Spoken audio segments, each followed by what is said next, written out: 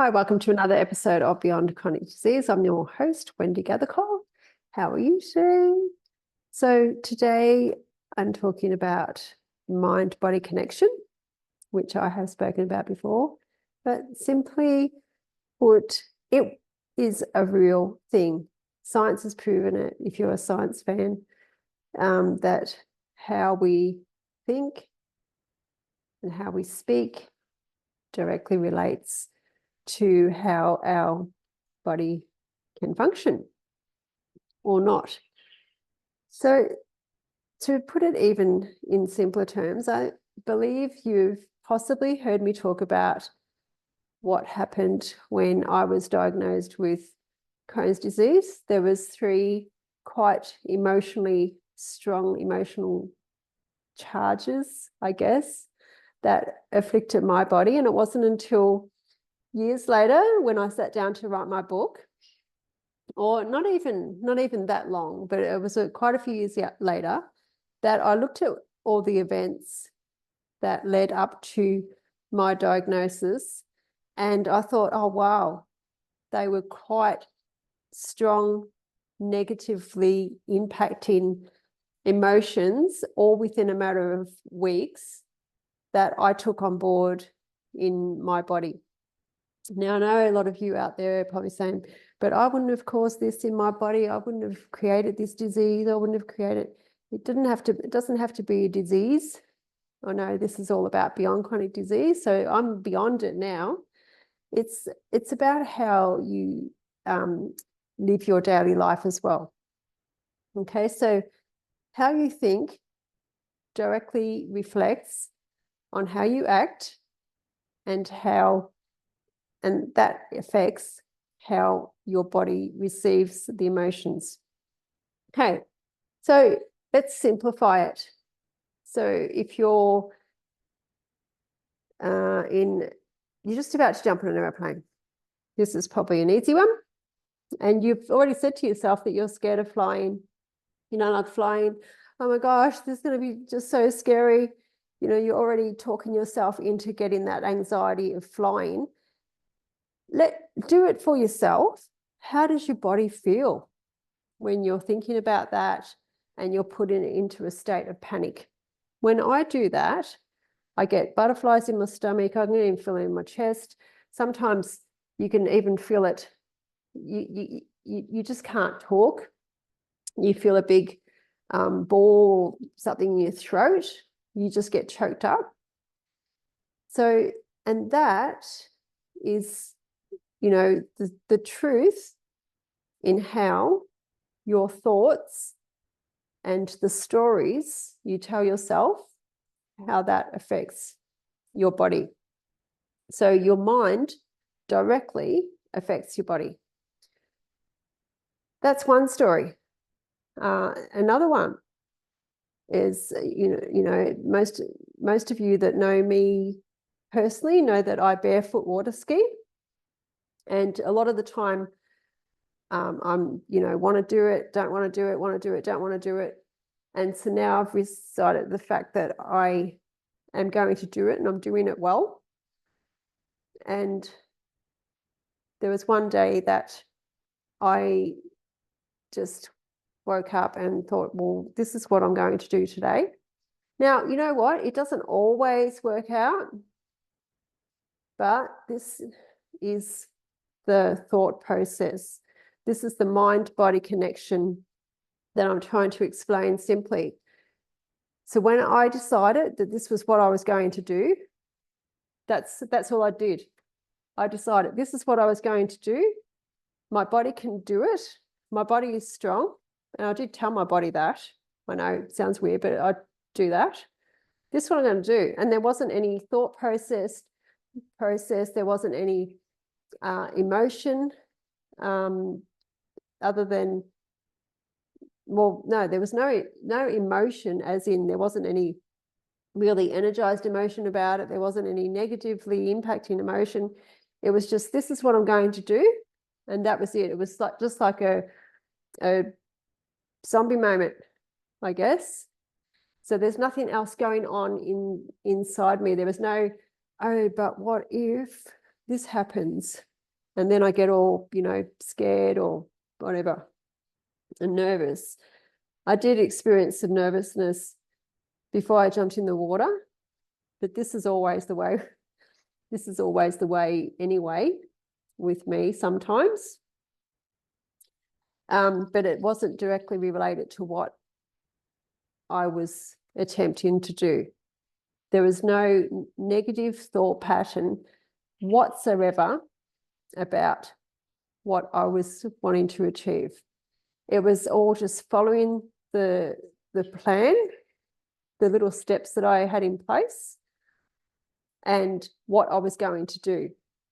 Now, it doesn't matter whether I achieved that or not. That's got nothing to do with it. It's whether you attempt to do it without regret. And it's not a try. It's actually doing it. But whether you did it to a certain criteria or not doesn't really matter. It's just the fact that you did it. It's like getting up out of bed in the morning. You have an affliction that makes it very difficult for you to get out of bed. This is another simple analogy. Makes it difficult for you to get out of bed in the morning. But you can still get out of bed. Just makes it difficult for you. Possibly instead of saying it's difficult for me to get out of bed in the morning, just go to bed thinking about how strong your body may be in certain areas and how you're going to get out of bed in the morning. And that's it. Not, but what if this happens, or what if that goes wrong? Because it really has an impact directly on your body. The way you think really does impact your body. And like I said, sometimes things don't exactly go to plan. But the real thing is, you set something in motion mentally, and this is not a positive statement. Okay, this is not saying I'm going to, get up and hop all the way to the kitchen on one foot. One foot. If you've never been able to do it before or something. I know I can do that, and you're thinking about it and you're being all positive about it. It's not, and then you do it and you can't do it. It's not about that. That's something that, it's just a build upon what you are wanting to achieve in the first place. So you might be at that stage where you have been trying to balance on one foot, for instance, and you've been managing to balance on one foot for an extended period of time. And then you might be able to do 2 hops on this one foot. And then you can see yourself doing 4 the next morning. Well, more than likely that will happen. It's not about not being able to do something full stop and then saying, oh, okay, I'm going to do this tomorrow, and being able to do it. My point is that I've been in the self-help industry for many years now, and there's a big saying out there: if you can believe you can, you can, and if you believe you can't, you can. I believe that's how it goes. As you know, I'm not very good with sayings. So the bottom line is, if you tell yourself you can't do it, you'll never be able to. That's probably if you can't, if you believe you can't, you can't. Maybe that was it. Stuffed that up, didn't I? So that's the bottom line. Okay. So one step at a time. Going back to when I was diagnosed with chronic disease, we tell these stories all the time. I got to a point that I was just had enough with, I don't know, not feeling better, I guess, and sort of saying the same old miserable stuff all the time and feeling the same old miserable way, that I just completely had a turnaround and just got on to people that, you know, had a bit more vibe about them with food and all the more spirituality side of life. And I didn't wake up and say, okay, I'll do this today, but I know it's not going to help me, or I'm going to be the next meditation guru in the whole world. You know, there's none of that. It was just like this little step that I took and got me beyond chronic disease. So the mind-body connection is very strong, and when you really want to achieve a better health, a better side of your wellness, and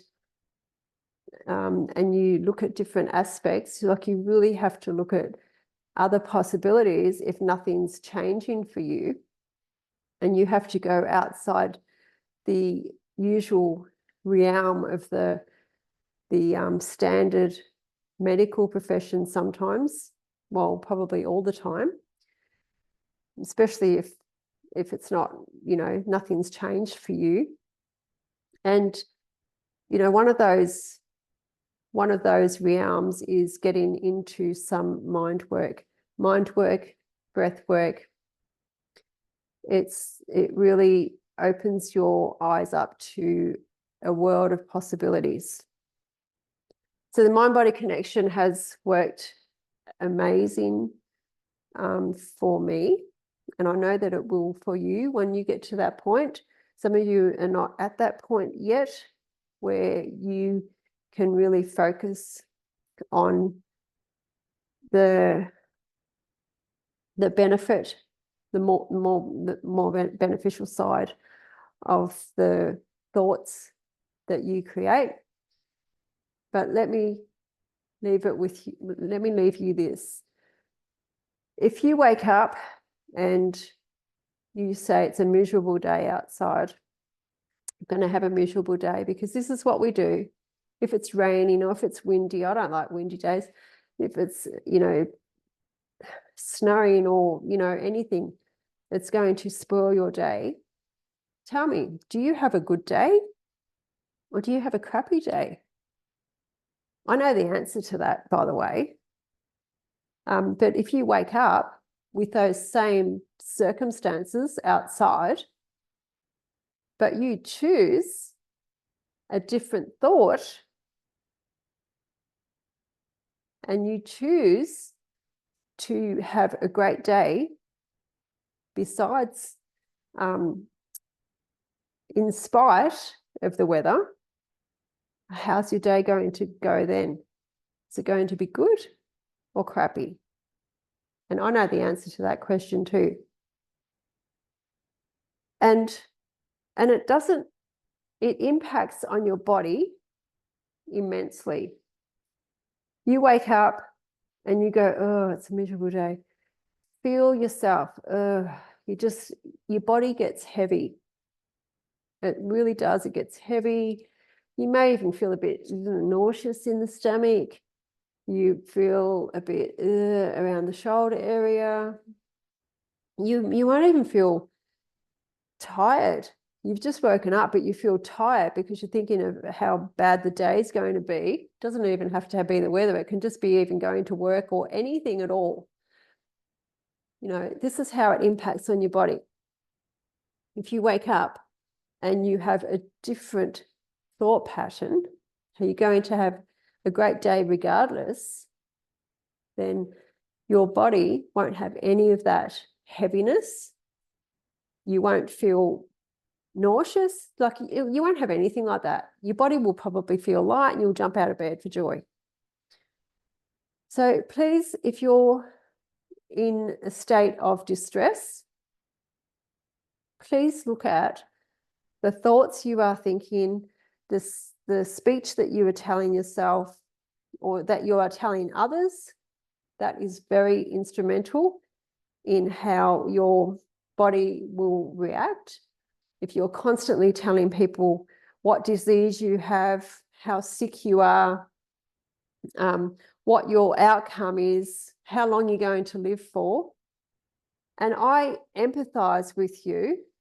I truly do, because we don't know anything different until we step outside the norm, if that's what you want to call it, and go into the woo-woo, which is what I call it, and probably what you call it, which is why I call it that, and to create a different experience for yourself, because there's more possibilities out there than what you have put yourself in front of.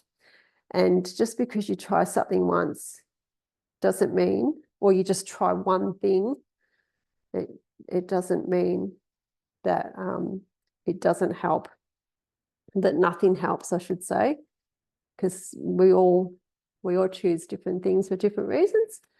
But I'm here to say, and I've said it before, that your thoughts impact on your body immensely. And it's a scientific proven fact that they do. And even if there is no science to prove it, you think about it. You think about what stories you're telling yourself, because most of them are stories, and what stories you're telling other people, and if it's changing your life at all. So start today. This year is all about transformation. Start today. Start telling yourself a different story.